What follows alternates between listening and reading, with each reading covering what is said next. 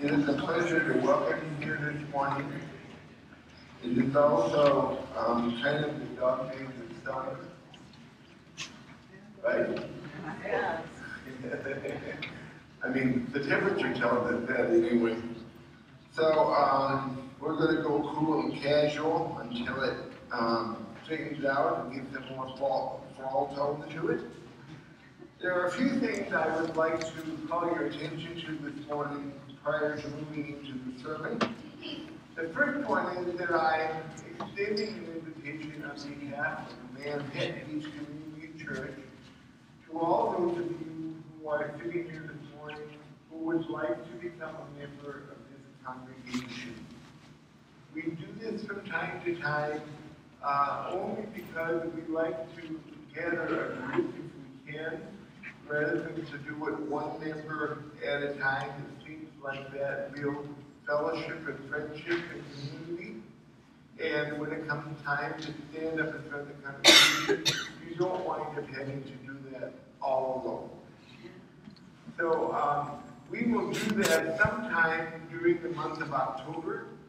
I usually don't tell you a date because every time I tell you a date, I scare people away because they come to me later and say, I wanted to do it, but I couldn't make it on that Sunday. So you come and tell me that you're interested, and we'll work from there, okay? And the goal is to make sure that anybody and everybody who wants to be a member of this congregation, who feels a deep connection to this congregation, has not joined before, has an opportunity to do that. So please talk to me. You can call me or email me and let me know that you're interested, and we'll start moving on that one. The second thing I would like to extend an invitation to you is next Sunday is World Communion Sunday. In the life of the church, that takes precedence over hometown fair. I just thought I'd remind you, you might have let that slip. It's really, I try to keep things within an hour. So all I'm asking from you is an hour of your time on the Sunday of Hometown Fair weekend to come and express your joyous participation in the World Church of Jesus Christ. And World Communion Sunday is essentially that we celebrate communion and we bring, last year we brought in different breads from different countries and different masters from different places in the world, and we kind of symbolize our oneness and our diversity in that way. This year we're going to do another little ritual. You'll come into the sanctuary Sunday morning and we likely will see the communion table. Those of you in this congregation know it as an altar, but I keep telling you we don't sacrifice people there. So it is a communion table. We gather around it. And you'll see the communion table likely will be draped with various colorful fabrics from around the world. And we're going to do that also with the pulpit and the lecture as another way of reminding you World Communion Sunday and that we really have a lot to celebrate with our brothers and sisters in the faith around the world. So I hope you will be here next Sunday just for an hour, a little bit over an hour maybe. And we will celebrate our oneness in the God we find most clearly in Jesus Christ. I know that we have several people who probably want to remain nameless, so I'm not going to give you names, but several people who are facing either significant health issues or who are going to go in for surgery in the next week or so. And so, as a way of inviting you to be in support of them, you know, you can pray for someone even though you don't know them. And you can pray for people even and hold them in your thoughts and prayers, even though you don't have a name. And so we want to respect those folks who really would like to feel the support of this congregation, but who, for one reason or another, don't want to make a big deal out of it. And so this morning, I'm going to take a few moments before I lead into a prayer, ending with a prayer, asking for God's guidance and support as we move into the sermon. And I'm going to ask you to join me in the silent meditation period for just a moment or two, where we focus our hearts and minds on those of our brothers and sisters who might be undergoing some kind of stress as they anticipate a health procedure. So will you join me in a spirit of prayer? Find your center, wherever that is, how best you can. Join me in prayer.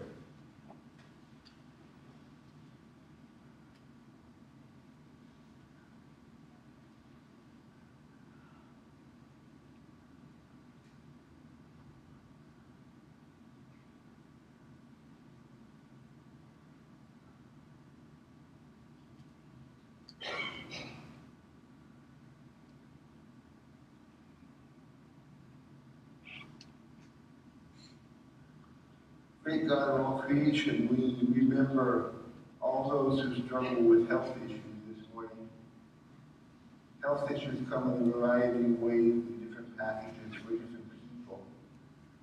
And some of us have a calm and an ease about where we are at. Others of us struggle and have high anxiety. And then there's all of us in between.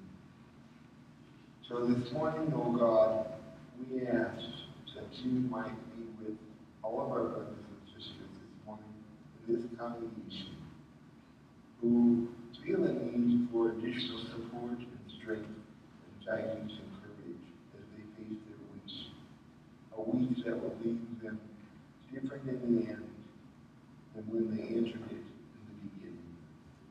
And now may the words of my mouth and the meditations of each heart here be pleasing and acceptable to you, O God, our rock and our salvation. Amen. She was a young pastor a few years away from seminary. She had struggled mightily with a sense of vocation and usually did not see herself as being an effective parish pastor. So here she was, serving a small town church, trying to relate to business owners and professional people who found their way to the church where she was the usual preacher and the only ordained minister. She had come a long way from being quite the green, inexperienced church worker she had been just a short while ago. The congregation she served had helped her to grow in her understanding of what it meant to be a pastor and a preacher, and she had been smart enough to let them teach. There were still some, however, who would never let her live down a series of sermons she gave on the church in the margins. The point she was trying to make, a good one, is that since the culture around the mainline old line church has pushed itself away from the message of being the community for others, of working for justice and peace, of participating in the world's salvation, to the more basic message of personal salvation, of putting notches in one's salvific belt for each soul saved, then the church she served ought to be actively living and seeking to be living in the margins, claiming the power of looking from the outside in. Well, these good church folk who were themselves frightened of being pushed to the margins, economically, politically, socially, and culturally, many of these good folk made her the moving target in the crosshairs of their trigger finger, so to speak. Many of them never forgave her for characterizing them as having been pushed to the margins by a more aggressive, assertive popular culture.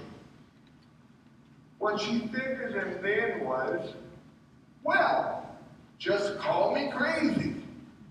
I would rather live and practice my faith and convictions from the margins, powerfully and authentically, than die slowly while trying to do maintenance on something that is already dead. Different translations of this passage out of Mark, which Aaron just read for this morning, do some different things with words which might enlighten our understanding. The New Revised Standard Version states verses 19 through 21 this way. Then Jesus went home, and the crowd came together again, so that they could not even eat. And when his family heard it, they went out to restrain him, for people were saying, he has gone out of his mind. And the King James Version translates the concern for Jesus' family for him in these words. He is beside himself. The Contemporary English Version translates it in this way. When Jesus' family heard what he was doing, they thought he was crazy and went to get him under control. Now, this is not El Pollo Loco. It's a similar variety. It's El Hombre Loco. So let's have a little fun with this morning at the risk of sounding to many like we're a little crazy ourselves. It seems that Mark is making the point in at least 3 different translations that Jesus is just a wee bit touched, and maybe even crazy. In this case, it would seem that those outside of his circle saw Jesus to be crazy, and that in some cases, that is usually how craziness, other than obvious mental disease, is characterized. And those who would follow Jesus, those who would live as his disciples, we are challenged and summoned to be just as crazy as he was.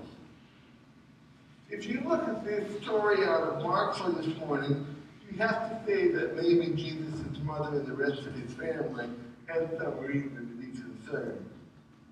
I mean, come on. Let's get real here. Consider some of the things that Jesus purported to have said and thought. Jesus seemed to advocate loving one's enemies, praying for them, even wishing the best for them. Now that's crazy. In the passage we heard last week, Jesus seems to say we must become like a child, and that whoever wants to be first must be servant of all.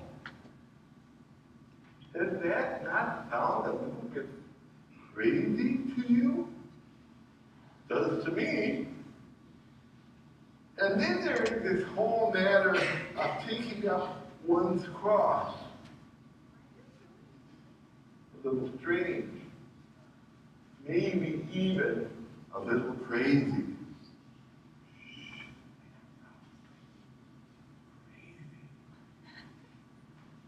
Wow, crazy.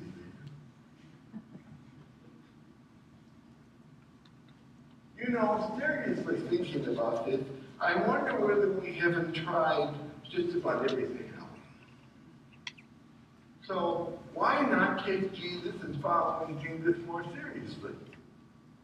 Maybe we need to be crazy enough to live like Jesus, to forgive like Jesus, to do justice, love, mercy, kindness, compassion, and walk humbly with God like Jesus. Crazy enough to dare to change the world from the nightmare it often is into something close to the dream the one who created it dreams about it. Think about that for a moment. It seems we have demonized each other about as much as we can to make us seem as awful and as ugly as we can. Just look at how many of us enjoyed this campaign season and all of the negative things that are said. All local. I even have a Twitter out here. Maybe we should try loving and forgiving and making peace and working for justice for all humankind, the whole of creation like Jesus. I mean, really work for it. Really try it. Really live it. Just call me crazy. I saw last year how this congregation seems to be touched by the story of the crucifixion of Jesus.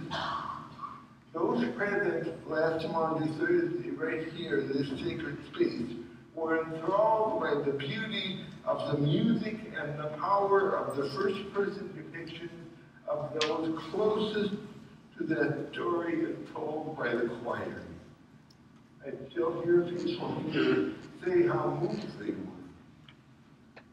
Now, for a group, the pastoral observation, for a group of people who ordinarily don't seem to know how they feel about Jesus, that is quite a statement.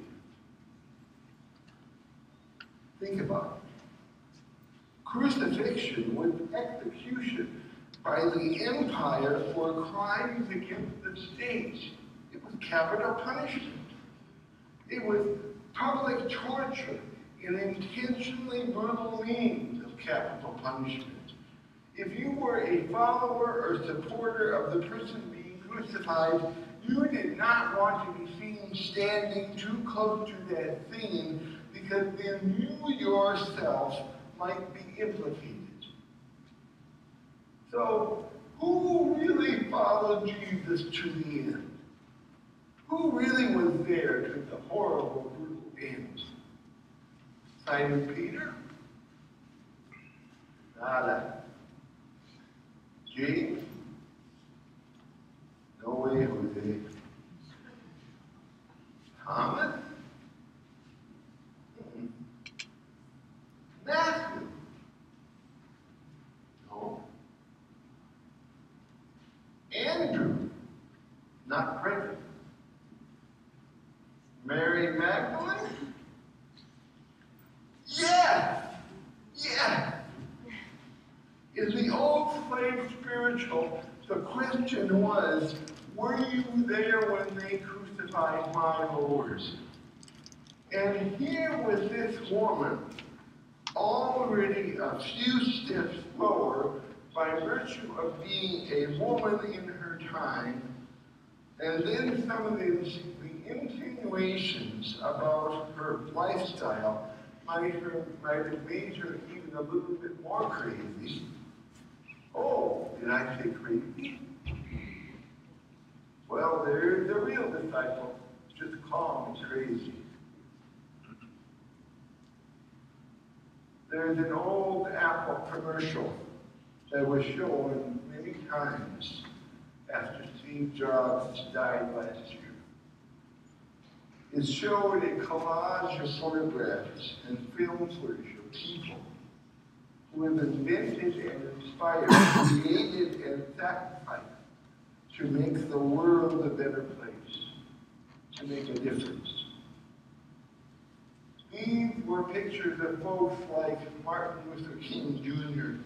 and Amelia Earhart, Bob Dylan and Maria Callas, Frank Lloyd Wright and Pablo Picasso, Jim Henson and and Mahatma Gandhi, and on and on and on. And as these images roll by, I don't know how the listener could not have goosebumps and a lump in the throat.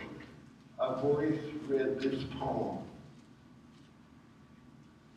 Here's to the crazy ones, the misfits, the rebels, the troublemakers, the round pegs in the square holes, the ones who see things differently. They're not fond of rules, and they have no respect for the status quo.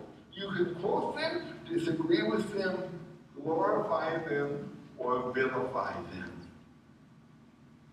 But the only thing you can't do is ignore them. Because they change things. They push the human race forward.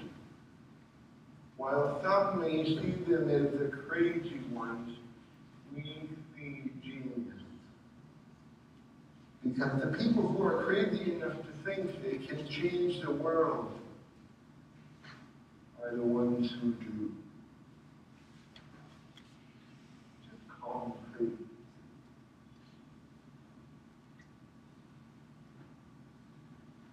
We need to be free. In the words of the Episcopal Bishop Michael Curry, sane, sanitized Christianity is killing us.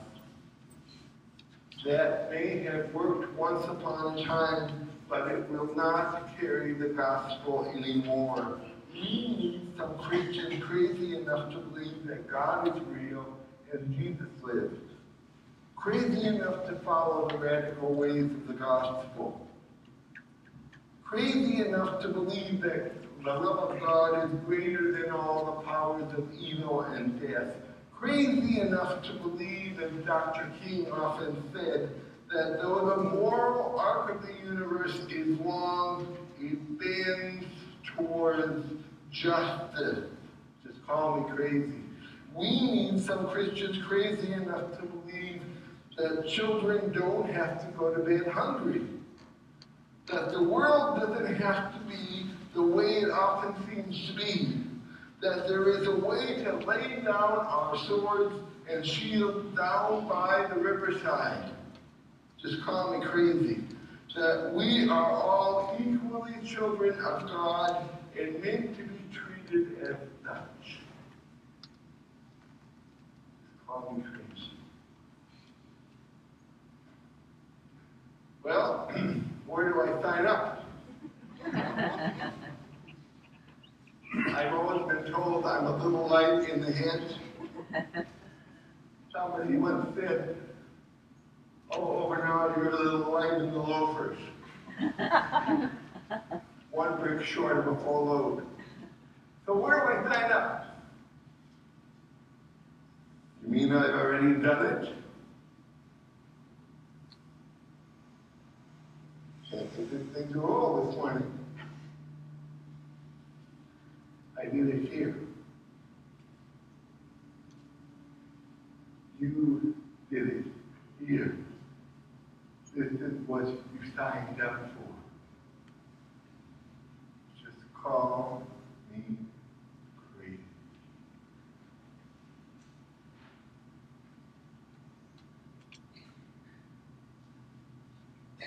Got really quiet.